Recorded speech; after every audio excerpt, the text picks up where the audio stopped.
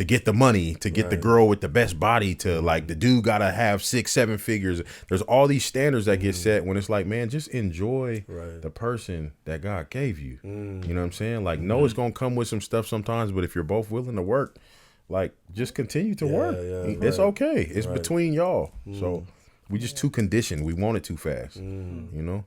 I say that, and I would say, I think a lot of times people are focused on the marriage, right? Like, I'm gonna have the wedding. I want to have and all of the things that we thought about since we was a kid. Like, I'm gonna have this, I'm gonna have that, and we focus so much on the thing and what it's going to look like to other people. But man, like, we tell ourselves all the time, like, marriage is ministry, right? And so, like, when we're focused on the wedding and not on the ministry that has to take place to keep the marriage going, then that's where we mess up. Because after the wedding is over and after you spent all the money and the honeymoon and all the feel good stuff is over, like, man, y'all gotta be in ministry. And ministry takes work. It takes time. It takes working together. It takes becoming one. It takes letting some stuff fall off of you and growing in some other areas.